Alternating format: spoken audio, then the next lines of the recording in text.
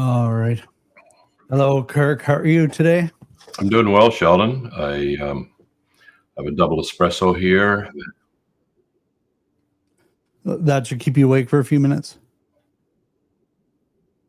Wow, there's about a 5 second lag, maybe even a Hmm. 10 second lag here. Okay, let's see here. You don't have the YouTube link open or anything, do you? Um, Because you'll hear that. no. Check, check. 1, 2. Can you hear me? Okay, try that. Hello, hello. Yeah, that's better. I did Yeah. have a tab, and on that tab was the YouTube link. Sorry about that. Yeah, no problem. I realized I had my speaker set to the wrong thing, so I was hearing things through the mic, and it was a mess. So We're off to a we great haven't start. done this in a while, Kirk. It's Yeah, been months and months and months. months and months. Yeah, but we're all So back, probably in our offices for till next summer. So I think I'm traveling a little bit, but yeah, well, yeah. Well, I might slip out to Golden, BC. I have a vacation coming up in December, so just for Christmas. So I might slip out there to see two of our sons and their families. And beautiful area. yeah, that's about all. Oh, I just have to do a little 15-hour round trip up to speak at a conference in October, but I should be back anyways that weekend. So it's just a weekend thing. Sounds good. Let me know if my mic cuts in and out for you. Yeah. It sounds weird for me, but No, it sounds fine to me, Sheldon. could just be the way I've got things set up here. Good All right. Lord. Well, before we get into everything, how's everything going on your side? What's new in your life? Well, fortunately, there's no major disasters that are new for the summer. Right now, I'm working on a series of YouTube, not really YouTube videos.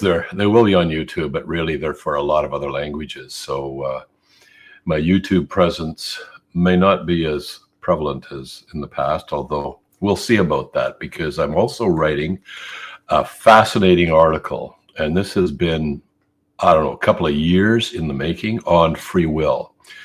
And specifically, the theme of the article is, what should the scientific default position be? That is, what should the starting position be for a scientist? Because the trend for scientists is to, oh, I'm a scientist, the only thing that exists is the material world, space, time, matter, and energy, therefore we have no free will. And so they decide on that basis that they don't have free will, but pretty much all of them admit they live and talk and work as if they do. So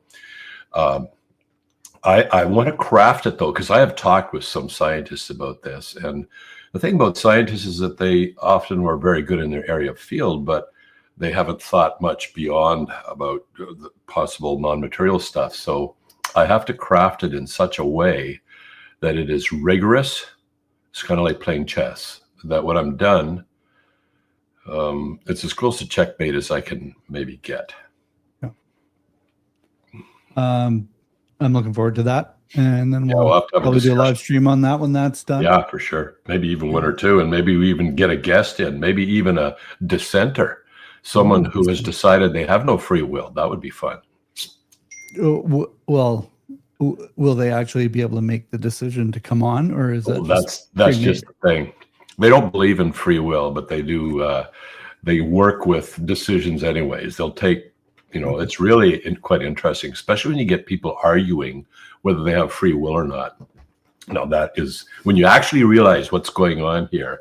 One guy is deciding that the other guy is wrong, but yet he believes that everything is determined by the initial conditions of the universe. And we have talked a little bit about that one. So it's just kind of funny, but yeah, we'll see what happens. Very good. Yeah, on my side, it's running the ministry, making sure everything's going, and yeah, we're doing some fun stuff. But it's good to actually get back into the live streaming. I know we've had a couple kicks at the wheel trying to get it going, and then things changed. But I think it's important to get into this. Those of you that are watching that don't know us, Kirk Durston is a scientist and philosopher. Maybe get a little background just so people know who you are. Sure. Yeah, just for laughs. Yeah, I did my first degree in physics. It was an undergraduate degree, and then after that, in order to get a job, I did another undergraduate degree in mechanical engineering. I worked as an aerospace engineer for Pratt & Whitney, helping develop experimental aircraft engines for a while. But then I found people amazing. They're far more challenging than just technology. And so, which does the same thing every time, unless you're working with quantum mechanics. And so after 4 years of working as an engineer, I submitted my departure notice and have worked with mostly university students and done a ton of speaking at universities across Canada, United States, a little bit in Europe. And in the course of that, I had to do a couple of more graduate degrees because I wanted to dive deep into two questions. One, problem of evil and suffering. So I did a master's in philosophy on the problem of evil. Just turning off my dinger here. And then I did a PhD in biophysics, just to dive into the question of did life get here just through all natural processes, or are there the fingerprints of an intelligent mind on it? And I already pretty much looked like there was, with the information encoded in the genomes of life. But I wanted to really dive into that, and so that's what I did. So, and since then I've published several papers in philosophy journals, secular philosophy journals, and several papers in scientific journals in my area of work. Awesome. All right, well, let's get into the topic a little bit. For those of you who don't know who I am, I run the digital strategies ministry at Power to Change. Kirk's one of my teammates, and our thing is we just want to help people know Jesus. And so this conversation, we don't have talking points or anything. We batted around a couple of ideas, but we wanted to talk a little bit about the Charlie Kirk. I don't know what I'm allowed to say on YouTube, but what happened with Charlie. And I think the place we want to go, because you can go and find a lot of people that knew him personally and can get into that side of things. I don't think, Kirk, you ever met him. No, I didn't either, but I think we've seen a few of his videos. I've known him for years, but not personally. I think I've seen more of his videos over the last like 4 days than I had before. But I wanted to touch a little bit on just how we got to this situation. There's a politics aspect of things. We don't really like to delve into politics much. We're more on the spiritual side. And so I think there were a few things that came to my mind because I was actually I spent quite a bit of time on social media researching different technology things and stuff for work. But I just happened to be on X at the time that this happened. So I think I was getting the initial video clips within like 2 minutes of when it happened. And so that journey of, okay, what happened? Is it didn't look very good right off the start, but I think there is this, okay, we've now entered a new experience that we've persecution and stuff has happened since I guess the beginning, but in North America it's been different. And so it was a bit of a shock to the system seeing what happened. But Kirk, why don't you share a little bit on like what were your initial reactions when you heard, and being somebody, maybe if you can touch a little bit on some of your background on speaking on university campuses. Yeah. What are the kinds of things that came through your mind when you saw what happened? Yeah, well, one thing I didn't mention is that over the last, I would say, probably close to 40 years, I've done maybe somewhere around 75 to 85 formal debates on universities in those areas that I mentioned: North America, Europe, mostly Canada, but and so and he did a lot of that, not so much formal debates, but still, semi-formal debates all over the place, and probably, I don't know what his numbers are, probably far more than me.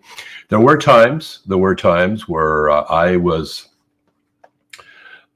told I need to be killed by members of another religion who took exception. As gracious as I wanted to be in that particular debate, so I had to look over my shoulder on the way back to my car that night. But I would say, and there were a lot of people, I would say that I got the feeling that if some people could dispose of me, that would happen for sure. But at the same time, I always worked as if God's in charge of me. He knows, he decides what's going to happen, what's not going to happen. And I don't need to worry really about this as long as I'm not being irresponsible. I also, I also saw my debate partners as potential brothers or sisters. Possible someday they would put their faith in Christ as well. So over the years, I wanted to build bridges. That was really in the course of my formal debates. And I just built bridges and tried to, at least. But despite that, there were always very small minority who were extremely, some of them were enraged by the fact that I am even talking about God on a university campus.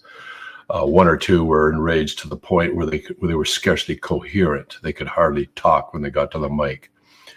So I did, I did worry about that. But when I got the word that this had happened, I just felt, first of all, a deep sense of sadness and grief. Why people would do this? I have strongly disagreed with some people. I think in public, people don't know how strongly I might disagree with someone, because I do want to build some bridges if I can. But personally, there are people who I think have promoted great harm to our civilization, to our society, to our country, or whatever. But I still see those people as created in the image and likeness of God. I have no right whatsoever to even contemplate negative attitudes towards them. That was one of the things Jesus made clear. In fact, he says anybody who calls his neighbor, he used the word translated into a fool. We use idiot a lot here, is worthy of the greatest punishment possible to humanity. And so I take that seriously. So I was sad, very sad, as to what had happened. But at the same time, I tend to have an engineering perspective on things to a certain extent, and that is I work in terms of probabilities. And I know there's always random people out there who maybe occupy a very small set of humanity, and there's random killings. And so I don't make a whole lot out of the actual incident itself. It could be an anomaly, for example. And by and large, in comparison to everything else that normally happens, it is a bit of an anomaly. But what I do and have put a lot of thought into is what the response is by the culture at large, because we're not talking about one person shooting another person anymore. We're talking about hundreds of thousands, millions of people deciding what they think and putting it online. And there has been a huge spectrum of from really like outrageous, evil responses to very gracious responses and everything in between. And I would say it's not necessarily divided along, let's say, Democrat, Republican. We don't even have those here, but we do have liberal, conservative, because there are the traditional, let's say, Democrats or the traditional liberals here in Canada who have still a very high, like we're on the same page when it comes to something like this, totally on the same page. So I want to avoid simplistic thinking here, but the reaction of the culture gives you you never live in a homogeneous culture. Like, it's not like everybody thinks the same. You can't make general conclusions about the entire culture, but everybody, I think, probably knows that to some extent or another. But what I'm interested in is what percentage of the culture thinks this way or leans that way. What I'm dealing with, because I still produce online content in the form of articles and some YouTube content, and I need to know what people are thinking. And something like this brings out the hidden stuff. And some people, when it happens, they're not too hidden about it at all. And I've been interested in two major things I've looked at. One is the sheer number of very hateful things that are being said, or just total lack of sort of a moral compass when it comes to the killing of an innocent human being, regardless of what they think they said and promoted. That's one thing. The other thing that I find interesting is the enormous numbers of people who really come out and in support of what Charlie Kirk was trying to stand for. And what I mean by that is I follow artists. I follow a number of artists on social media. I am a, how would you put it? I am an artist with no time to do art, but I was very much involved in it in my younger days. And I was shocked at the number of artists that I had no idea. I just assumed they were more on the left end of the spectrum, that actually came out. And I don't know for sure whether they're liberal, conservative, Republican, I don't know that, but I do know they came out very clearly in condemnation and in support for Charlie Kirk, and regarded him, basically had a pretty high view of him. Now, the other thing that's difficult is what sort of view is the honest view, because I know the Canadian media is using inflammatory terms to describe him that are just simply not honest. And in fact, right now there's a trial, there's a human rights hearing against our national Canadian Broadcasting Corporation by a person who's a visible minority, who was hired as a news anchor, and found out that they just wanted a visible minority to look good, but they were not permitting him. And one of the big things was to represent anything conservative. They didn't want conservative people being interviewed. And there was one occasion where he did, from the Conservative Party, and he was severely reprimanded for that. So we know what our liberal bias is, but I hear things and I don't know what to believe. I need, our sources. But bottom line is, I am mostly interested in our culture, the two extremes, or even the middle, and what that tells me about where we're at as a culture, and maybe what I need to look at myself. Like, it's self-examinatory as well. Yeah, and we've had a Discord conversation on our team about some of the underlying, let's say, reasons or cause and effect, whatever it is, that Tyler, the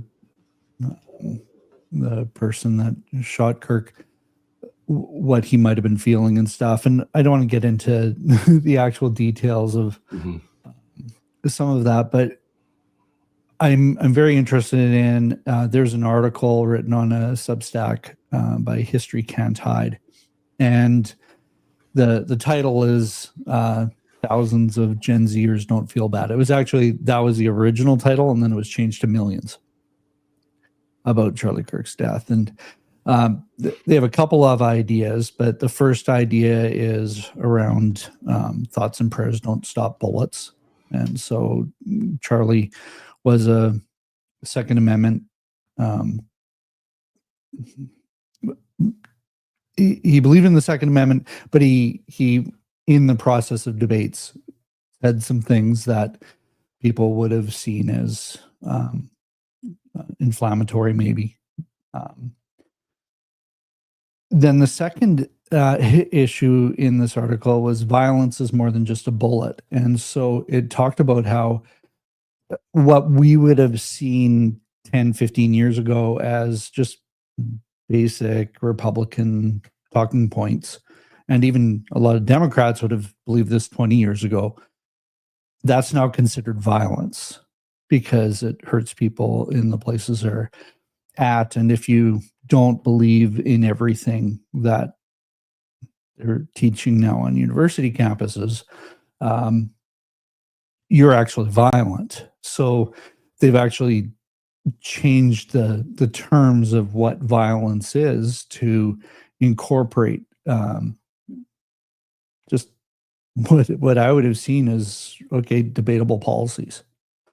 And so, like, it's a different world we live in. And as I was thinking through some of that,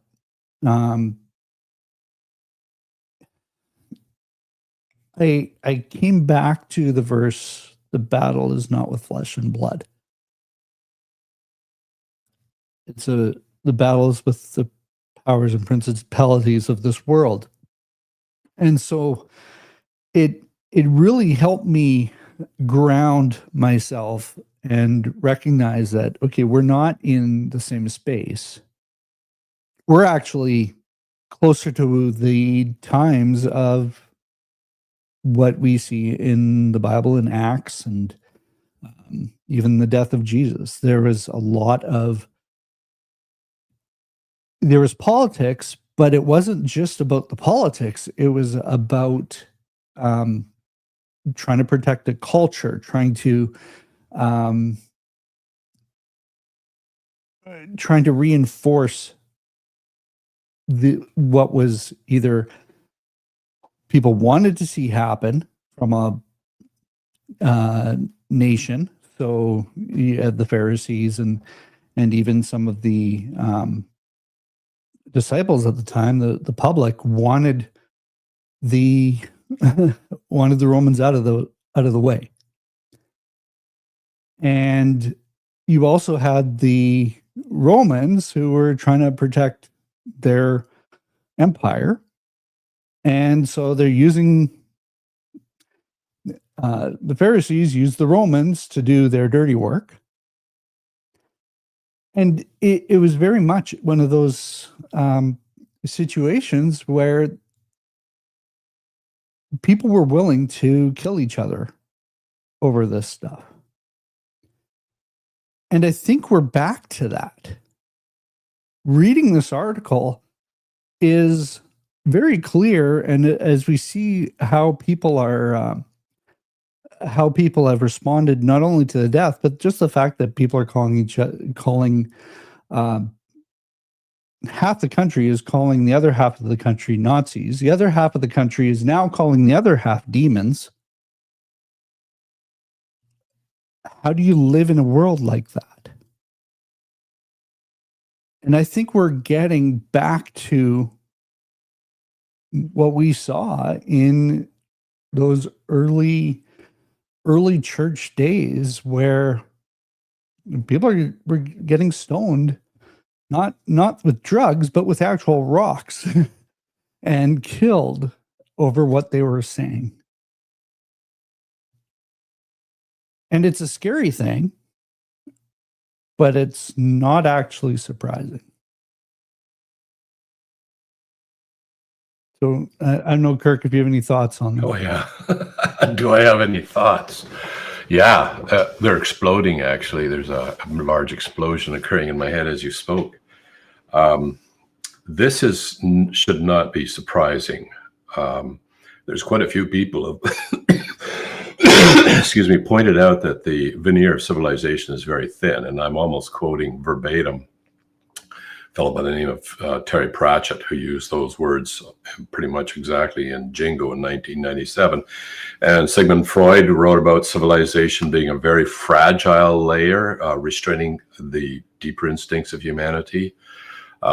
Even let's say Kenneth Clark talked about a thin veneer over barbarianism or barbarism. So I think But there's something else at play here. There's something kind of nuanced, a little bit deeper about why people think the way they do and why they see things the same thing, but they see them from two very different perspectives. And I thought a lot about, in fact, what is left, what is right. I mean, that was a problem for me. It's always been a problem for me because, and then I went to ChatGPT earlier this week.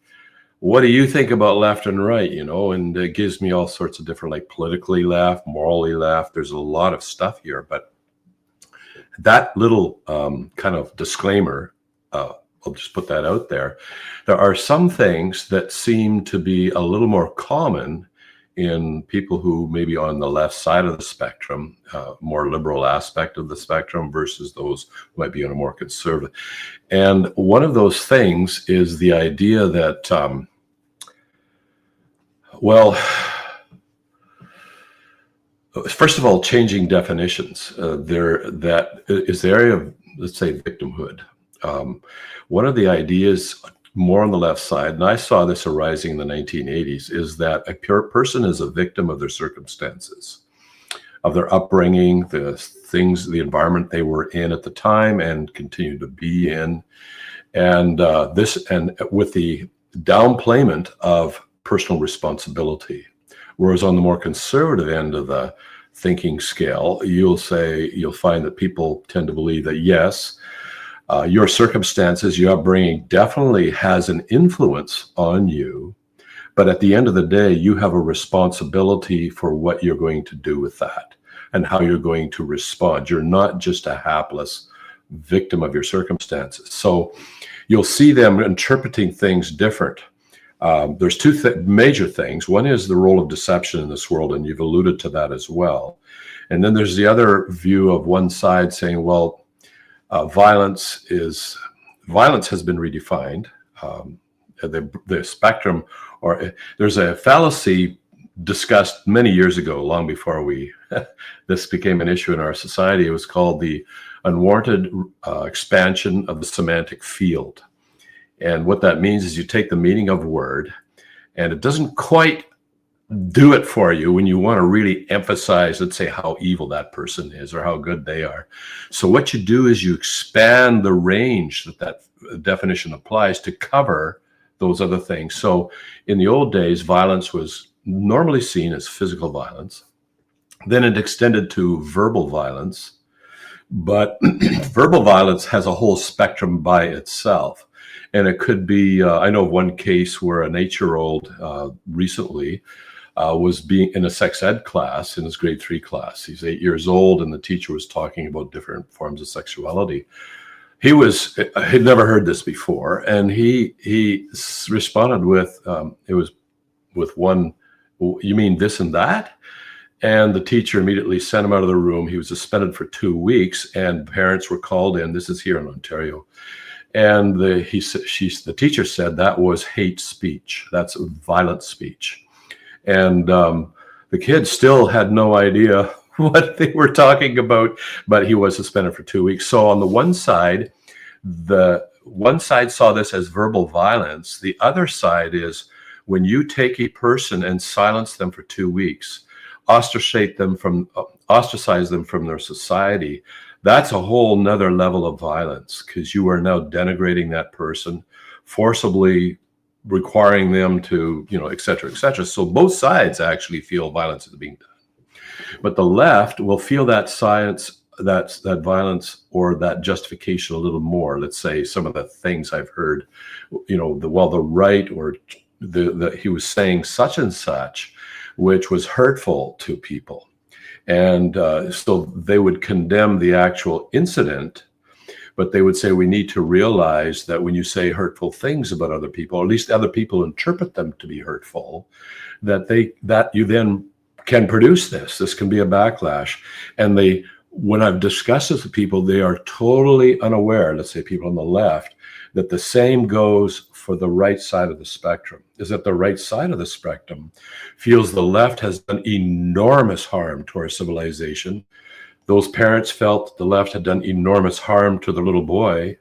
And this goes on, but it's how they respond. The right would not think that therefore there's any justification. They wouldn't even use that or mention that as to, let's say, somebody doing the opposite thing to somebody on the left. It would not come to the mind, because they take responsibility. Here's the situation we're in. Those hurtful things were said.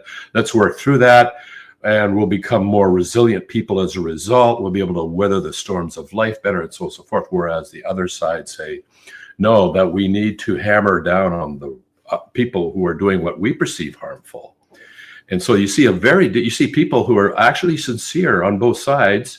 They actually think that there was some, I don't know, maybe not justification, but maybe mitigation. Mitigation is just when you somehow reduce the level of responsibility for the other person, because here's some other factors to consider. Whereas in reality, I personally don't think there is any mitigation for the termination of an innocent person's life.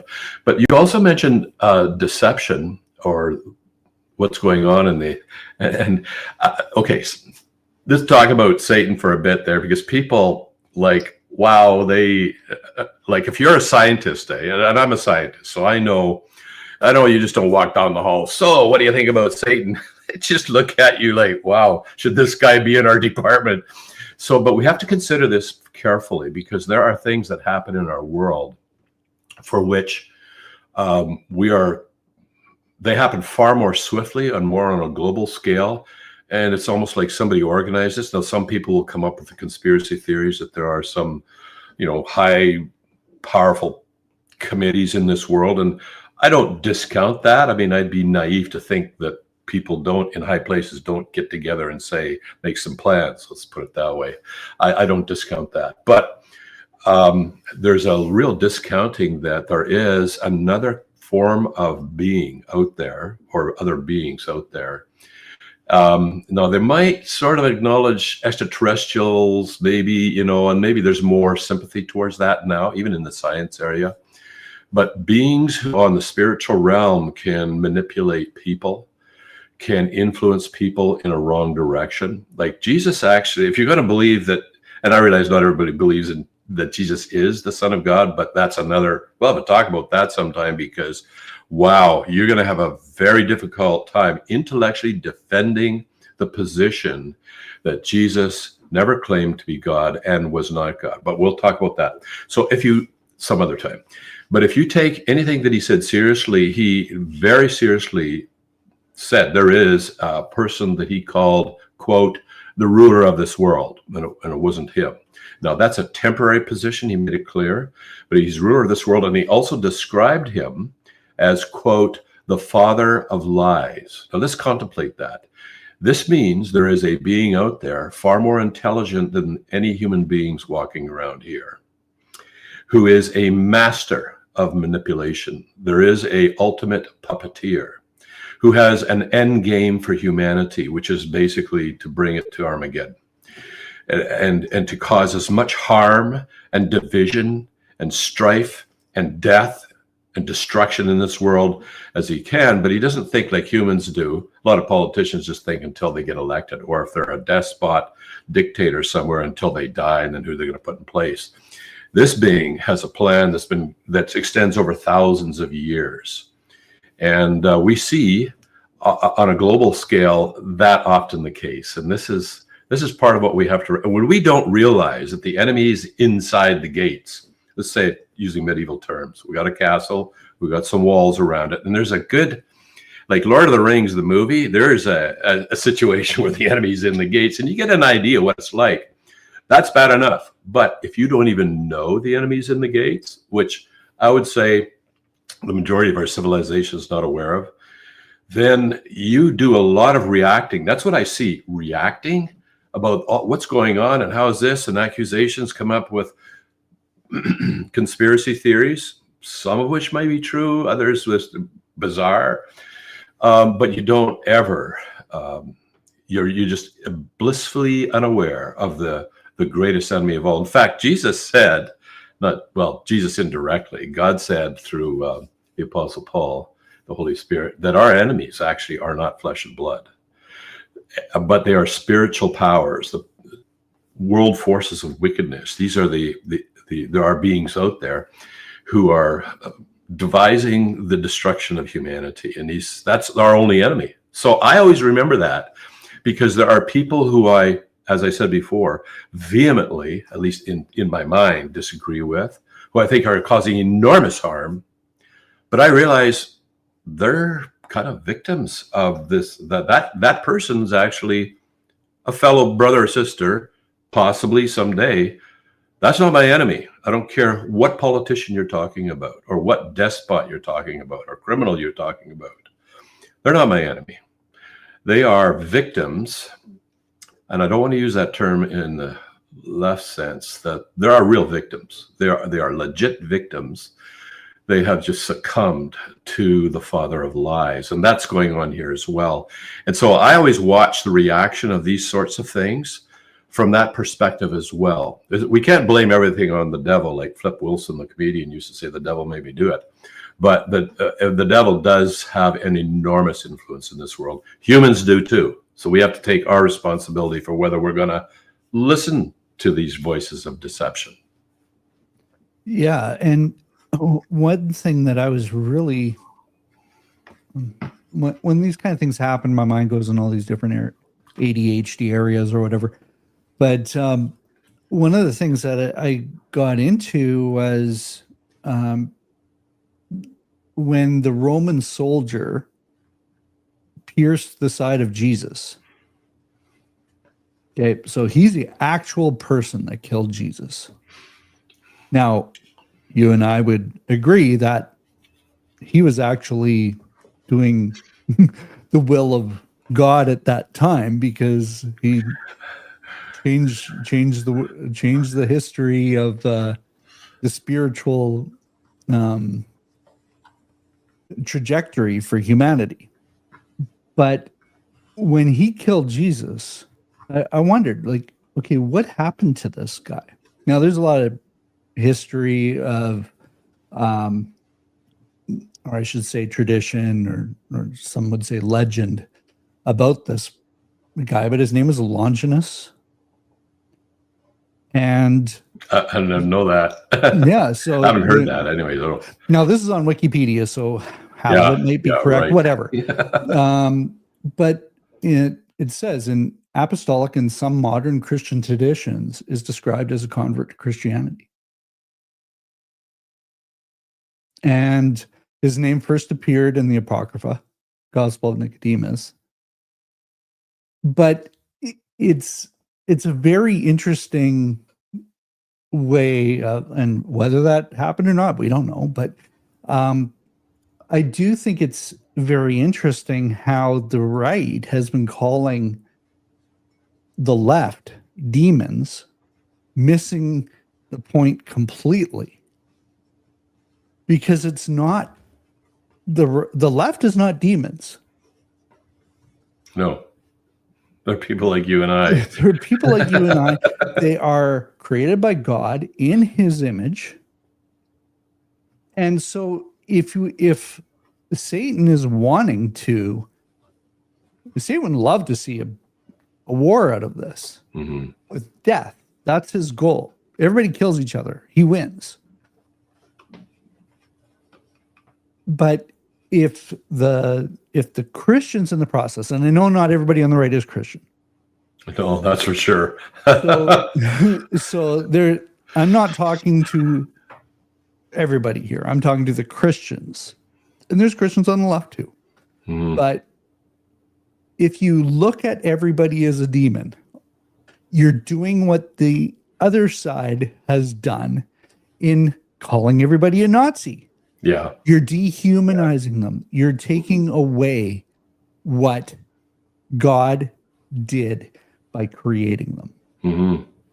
And I've watched a lot of Charlie's videos over the last few days, and there's a lot of things about abortion, but one of the things he often talks about is God knit this person in the womb. Therefore, that is the moment of conception is when the life is created. We can get into DNA and stuff later, but probably not this conversation. Not the DNA. But if we don't keep in mind that Timothy was created by God. Oh yeah, we just want him killed. Let's get him out of there. Mm-hmm. No, I actually like I this grieve is a for the guy shooter. that could find Jesus, Yeah, and turn into the Paul instead mm-hmm. of the Saul. No, I have no ill feelings towards him. I would have. There was a good chunk. I'm getting old now. Okay, so as you get old, God has more time to work on you, and that's the case with me. And instead, I just feel sorrow. I feel grief for that guy. He is so lost. He really needs the intervention of God in his heart and mind. So yeah, it's like, let's go back to the soldier. Like I think the gospel said Jesus was already dead when he plunged that spear in, and he was doing the final, let's test to make sure. He was the executioner. He had to do his job, and and Jesus says, forgive them. They don't know what they're doing, and that's interesting that God also brings in mens rea, which is a Latin term that my atheist ethics prof often raised. It's guilty mind, intention. It's you knew what you were doing and you did it. So Jesus himself cut people slack because the guy, and not just that guy, but the people who stood around mocking him, had no idea that the creator of the universe is right there in the form, having become a human being, to get in touch with us, to redeem us, to represent us, to connect with us. There's no better way you can connect with. Let's say I could connect with an ant in an anthill and become an ant. Maybe, I'm not sure, but don't sign me up and don't hold me too close on that. But here we have this, and we have it from the creator of the universe, that there's no matter what you've done, including, it's one thing to terminate the existence of an innocent human being. It's quite another when that human being is a perfect person who has never even had an immoral thought, and who loves humanity to the point of giving his life for humanity. But that, you would think that got to be the ultimate. You're really guilty then. But in that situation, he said, forgive them. They don't know what they're doing. So it's not helpful at all, I think, to have an attitude that's negative towards people who are kind of at the opposite end of the spectrum, which reminds me, as an engineer, or even as in physics, there's a different coordinate system. I don't like the term right and left, because I can go right and I can see some heinous examples of humanity. I can go left, I can see heinous. I don't tend to think that way. I tend to think in terms of what we might call polar coordinates, where you have a center, you have an origin, and then you just go out from there. The further you go from the origin, well, the further off the further wrong you are. But the arrow can go at a lot of different directions away from that origin. And I think the origin in my case would be truth, and not just my truth or your truth or whoever's truth we're talking about. No, Jesus says he is the truth. And they didn't say I am true, because that would mean he's comparing himself with some standard, and by that standard he's true. No, he said he is the truth. That means he defines reality, creates what does that mean? He's created the world. He's created all things that exist, including the immaterial things, like the axioms of math. And I don't know if he's created those might just be attributes of God, but certainly the fallen angels, Satan, and actually in the Bible it says Satan was created, and Jesus has created all things that have been created. So Jesus created Satan, but big but here, he was created blameless and flawless, and probably the highest of all the created angels, as chief of the cherubim. And it was his decision that he became personally very impressed with himself and became proud. And it says that he fell, and his understanding became corrupted. That's a quote. So he wasn't thinking straight anymore. And I see that is the number one, I would think it's the number one problem of humanity, is pride itself. but not just pride against your neighbor, but pride against God. And how does that surface? How does that manifest? It's in thinking, I don't need God for morality. I'll decide my own theory of right and wrong. I don't need God to make it through the day. Well, of course, a mushroom can make it through the day. That's not the objective of our existence.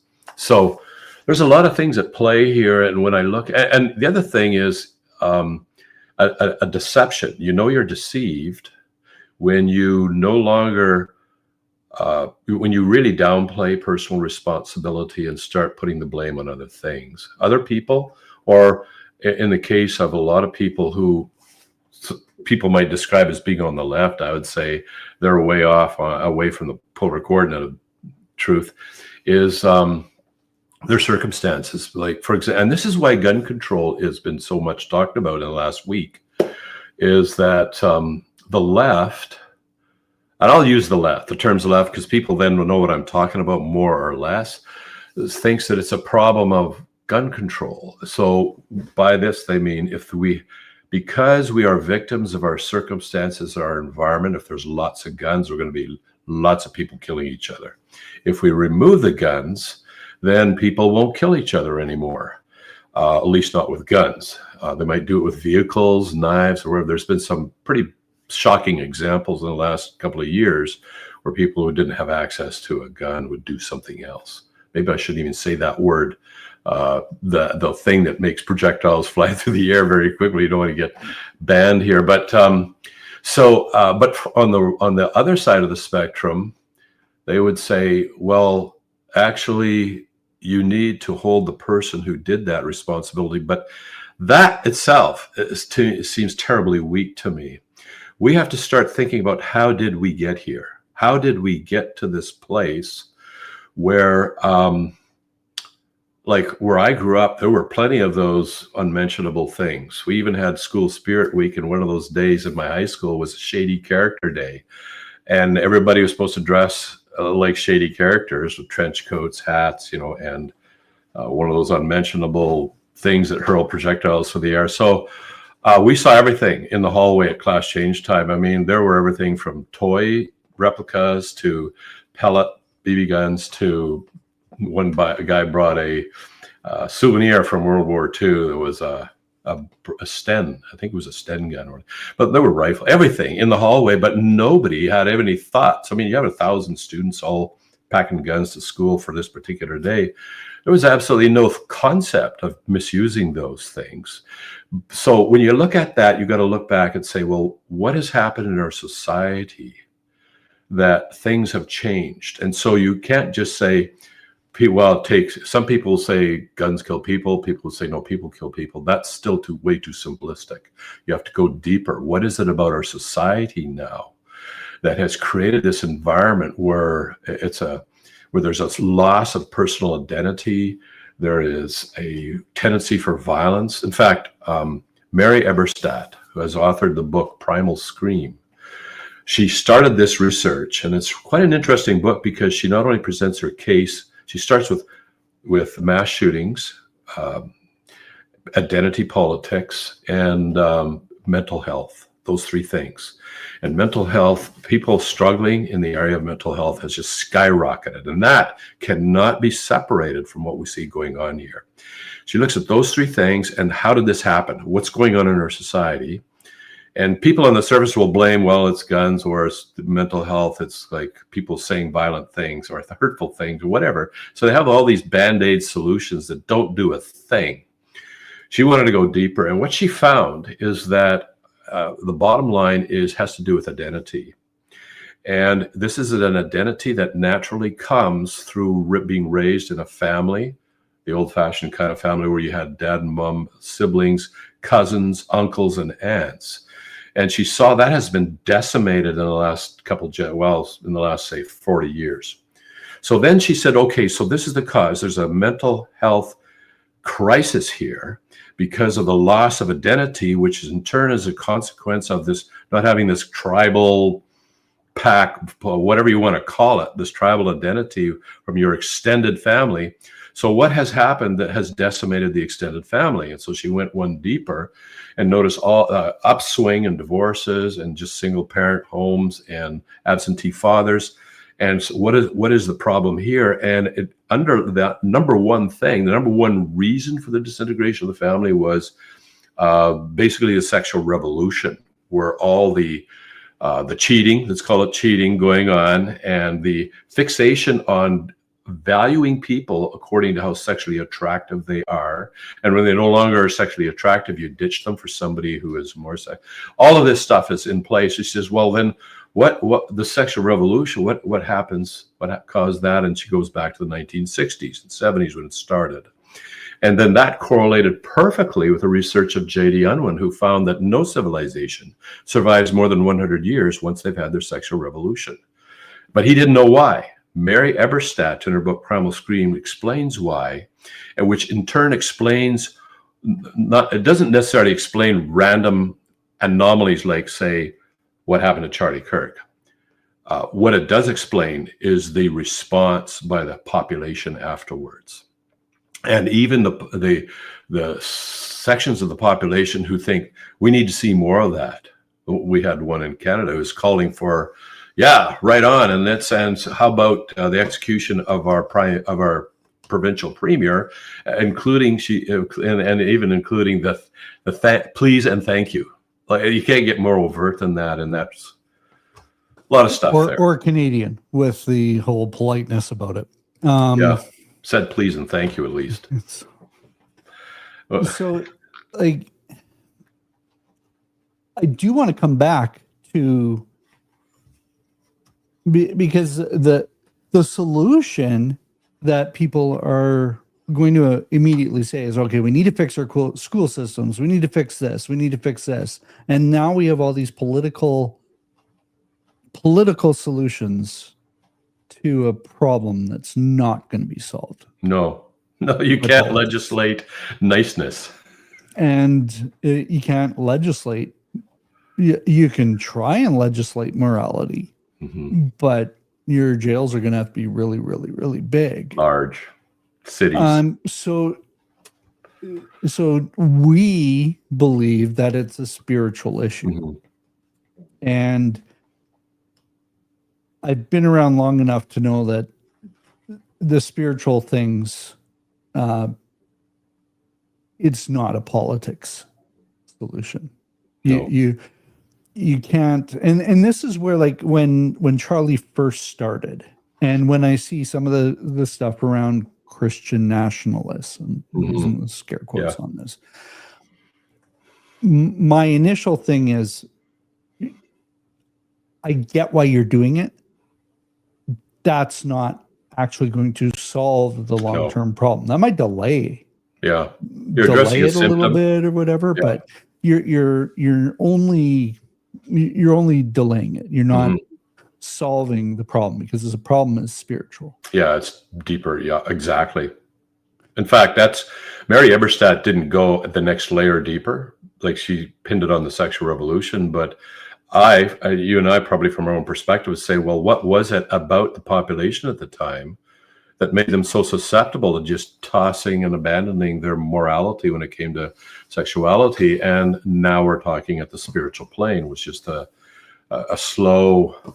You still had Christianity was still very prevalent. It was the majority thing, but that form of Christianity wasn't the real deal for maybe the majority of the population. There was just no substance there, no spiritual strength there. And you're absolutely right, Sheldon. It's ultimately, at the end of the day, we have a spiritual problem. And my prayer is that God would bring a massive spiritual awakening to my country, because I don't see any other solution. Politics, I lost hope in that probably a couple of decades ago. I mean, there's a lot of politicians doing their best, but they're spitting in the wind, as they say, against a much stronger problem, and that is on the spiritual level, is that spiritually people are dead inside. That's the way Jesus would have described it. We actually have zombies. All of us are basically spiritually dead, but physically look like we can move around. But he offers us spiritual life. And only when that life comes can we, and I'll stress the word begin to become more and more and more like Jesus Christ. There's not a quantum change and we suddenly become complete saints and perfect, all that kind of stuff. Like people It'd be expect nice. that. Well, that would be, but no, it's a road we walk on for the rest of our lives. And when I look at my own life, I see, yeah, there's a progression. I wish it was way faster than what it actually has been, but there is clearly and definitely a progression here, and that comes from a spiritual source, life, and power that I just had to be given by God because it wasn't in me. So those of you watching, thanks for sticking around as we walk through this really unscripted, unthought through discussion. But feel free if you want to leave your comments, do that, please. We would love to hear what your journey through this has been, what you've been thinking about as you've gone through this. And if you want to know more about what we're talking about when we're talking about the spiritual, you can either comment, or if you head over to kirkdurston.com, I'll put the banner up here so you can see how to spell that. But if you head over to kirkdurston.com, you can jump into some of his writings as well as send him a message there. Thanks for going through this journey with us. I think we'll probably be around next week. I don't know what day yet, so hit the bell to get notified of when we are going to be streaming. And love to hear your thoughts, and we will respond. Yeah. So we will see you again, and thank you, Kirk, for going through this with me. Well, thanks, Sheldon. These are hard conversations, but as we're probably going to be having more and more hard conversations, I think we got some really interesting ones coming up. Maybe a few guests too. We've got a few guests possibly for some of our live streams. Yeah. So we will see you all later. Yep. Bye for now. Bye-bye.